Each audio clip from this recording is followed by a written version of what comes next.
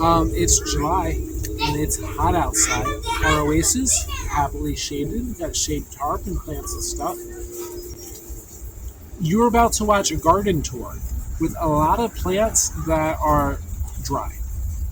And it's probably my fault. I should have been out there watering them regularly. But a whole point of the method that I garden is that sometimes we can't get out there. But you're about to watch some video of some dry plants, and so understand that it's July. That's the name of the game. Enjoy the garden tour.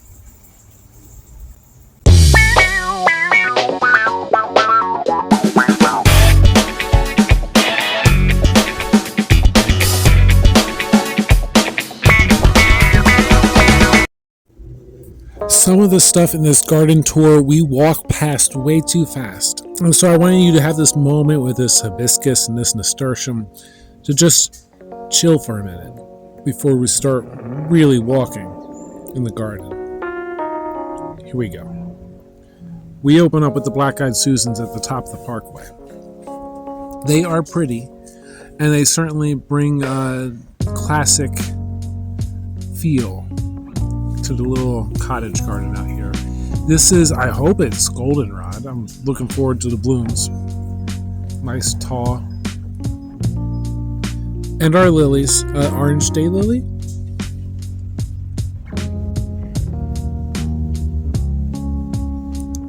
All of that, it kind of like, it gives an air to the area around the crabapple. The crabapple is doing great. Down on the opposite side of the crabapple, past the colt's foot, this is the anise hyssop. And what I'm calling shooting stars, I think that's what they're called. There might be a different name for these purple flower spikes. The bees love them. We put them in the vases sometimes. Well, mostly they're there as pollinator plants.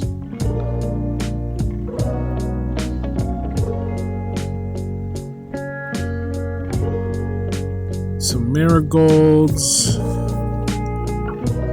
some pretty daisies, which I don't remember planting them there, but they come up year after year around everything.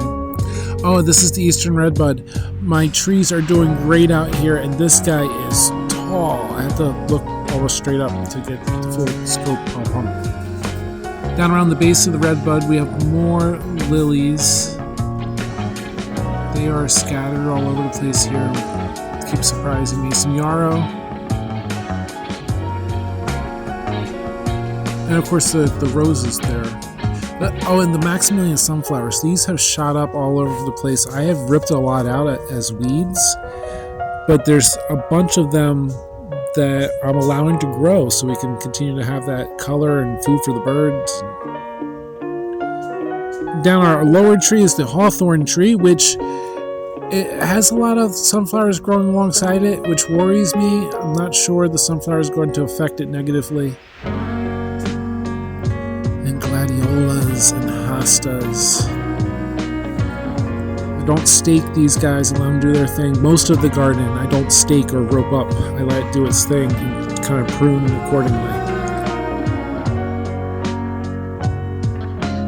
And I mean, the parkway, it's thirsty, but it's pretty. Most of those perennials, so I don't have to worry much. As we walk up the sidewalk and take a look at what everyone else in the neighborhood gets to see, wonderful wall hangers. The lower flowers that at this point are head height. Yellow wood sorrel.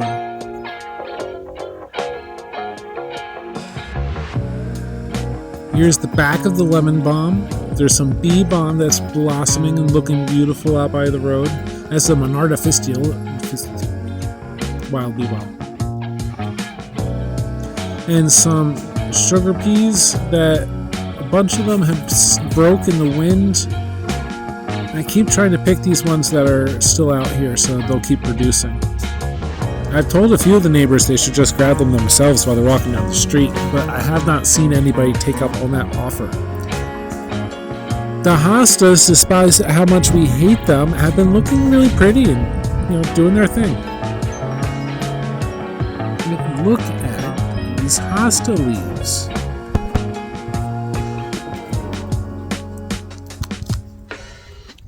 So yeah, I'm glad that we left some hostas because we ripped a lot out. These guys are pretty.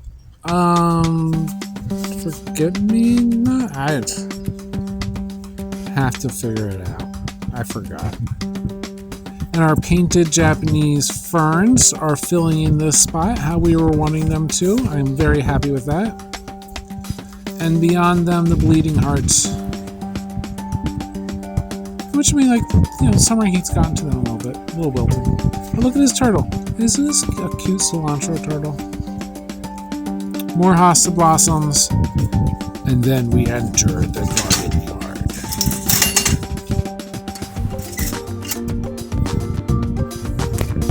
Kitchen sage and mint. The apple mint got really tall and started growing sideways, and the orange mint followed suit. And under here, I used to have some variegated apple mint, some pineapple mint. I think it's gone. I think it's dead. Yeah, I don't see any. But so what I might do is harvest a bunch of the orange mint, which is the stuff that's shading that out, and see if some variegated mint grows back. It probably won't. There's chocolate mint down there too. And here are more of those wild bergamot, the wild bee balm, Monarda fistulo, however it is. These ones are blossoming and doing beautiful and living up to their name with the bees. And there's a couple of the red blossoms from the neighboring bee balm, but honestly, I kind of missed the mark. And a lot of them are going to seed, and I think I'm okay with that. Zinnias, zinnia bucket. They get harvested and put out because they're pretty a lot. And the clary sage is tall and beautiful. That's a common theme here, tall and beautiful, like my beautiful wife. Here is the kale forest, which is providing food, but it's hurting a little bit. The dog has gotten in there several times. I just recently put this red gate up here to keep him out. And our birch tree, which was a volunteer originally, and I've been letting it grow in this here bucket. And I'm liking it, because it's tall and beautiful. I mean, it's not just pretty, like the layers of height there. Down below are the volunteer kale plants that are rather large. Those two in particular, two different kales, they have been feeding me rather well. Our garden bed up here is mostly yellow wood sorrel and kale. This is a bean plant in the back, but I haven't seen any beans. And mugwort, big mugwort, which is supporting the beans. And the dog ripped up what was down here, and I planted some beets, but they're not growing.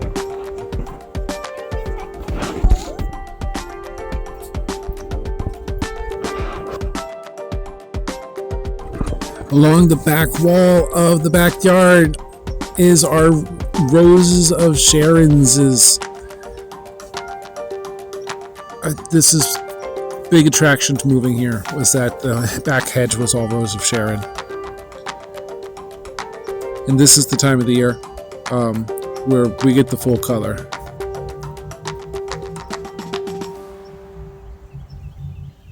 And they're delicious, and they're pretty, and they grow profusely. Down here, some tomato plants that I planted down here have been doing really well, and they're kind of spreading out, growing up alongside things. This crab apple back there is doing okay-ish. And some coleus that, they need a home. Down here's some pretty nasturtium. That's the cream nasturtium's doing really well. And the September Wonder apple tree is doing wonderfully. Probably like another month or two, and we'll be picking what apples we have. Honestly, right now, what I've been focusing on is trying to get to grow in a good direction, but I'll accept some apples. In the back of the oasis, we have some beautiful coleus that planted in the shade. A lot of vining things that have been growing off more coleus. There's some eggplant there. Every time it flowers, every time we get a flower down here, something seems to be knocking them off. See, there's another flower. And our little rosemary and thyme. Just out here in the oasis so we can, have the seasonings we need. The outskirts of the oasis are all kind of knit together with morning glory vines from self-sown stuff. There's some sweet potatoes growing here. They're growing. They're doing their thing. And Freya's Christmas tree. It's alive. It's doing its thing. Orange bucket's got potatoes, which will be ready in a couple months, I guess. The blueberry bush is bushy. And those aforesaid vines all over. Oh, check out the okra. You can't really tell, but that's like knee-high okra there.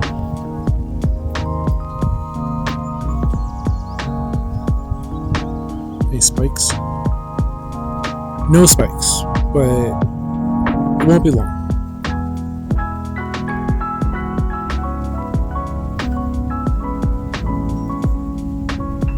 Some carrots. This is where I put my carrot seed tape.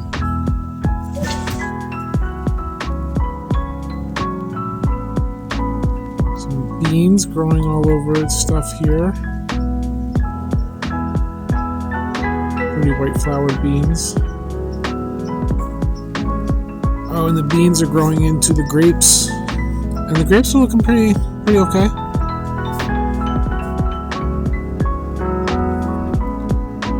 Vines upon layers of vines. And a little bit of artificial height there, but looks good, right? Some seed pods from our mustard and carrots. These carrots are largely ready to be picked.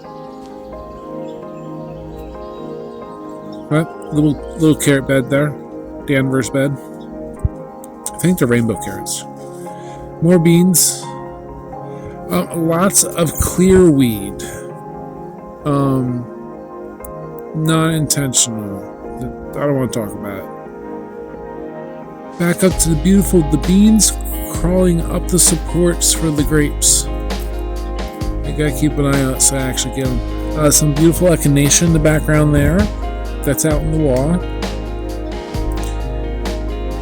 And some volunteer kale and a container of kale that dries out too much, and more beans. Gotta keep an eye on all of these vines for beans. You could have some good eating. Coriander seed, because when cilantro goes far enough, you start calling it coriander. Beautiful purslane down below. A couple of strawberries wandering in, some yellow wood sorrel, and there's a hibiscus in here somewhere beneath the weeds.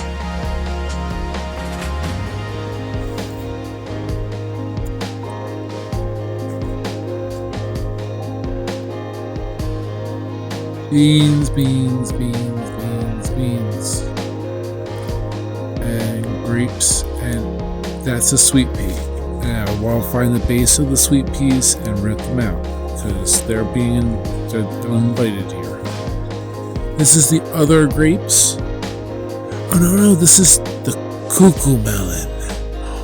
Where's the cuckoo melon? Where's it? There you go. There's one. These guys are delicious little pockets of cucumber flavor.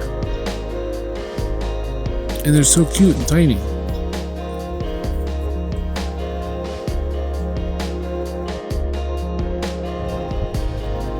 Right there. Look at that one. That's awesome.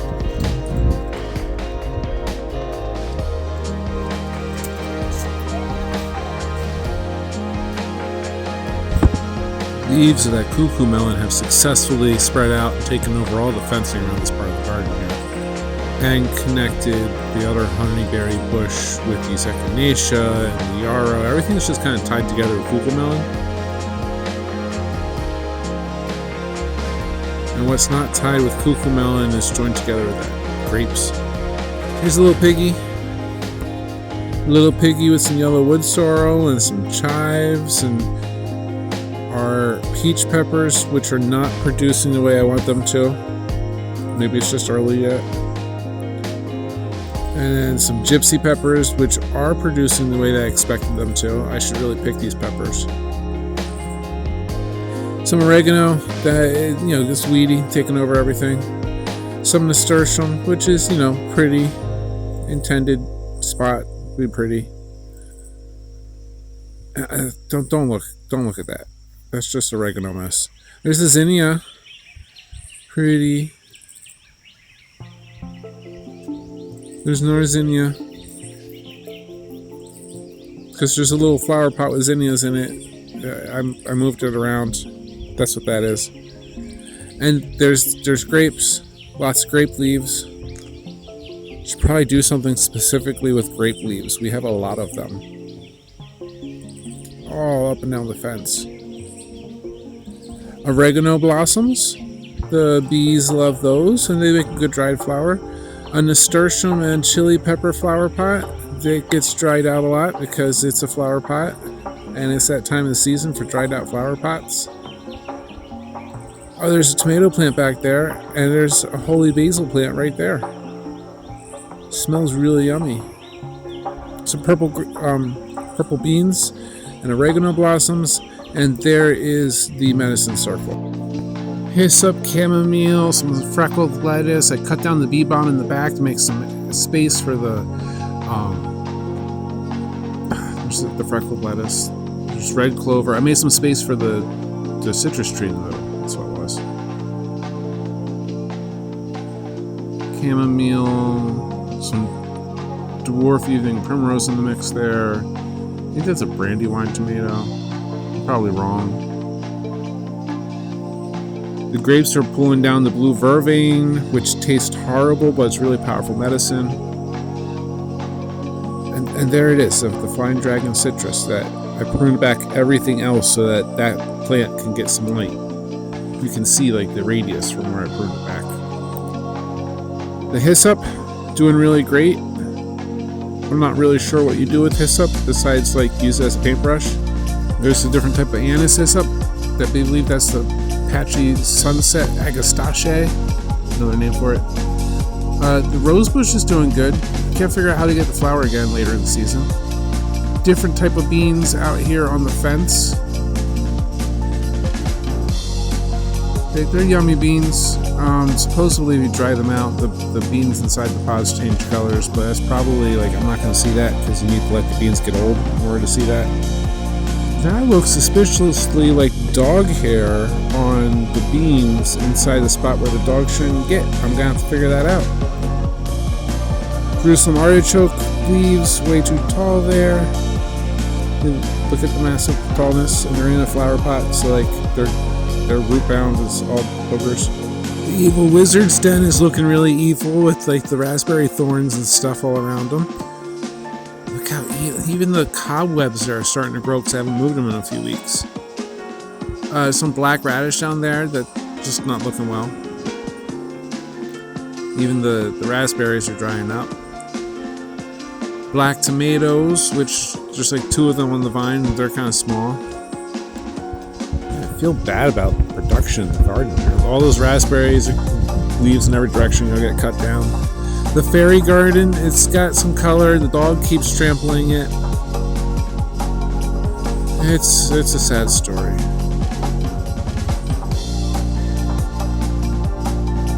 There's the mayor. Some key members of the fairy family. There's my sea kale trampled and destroyed and not doing well. Little planter with kale stuff.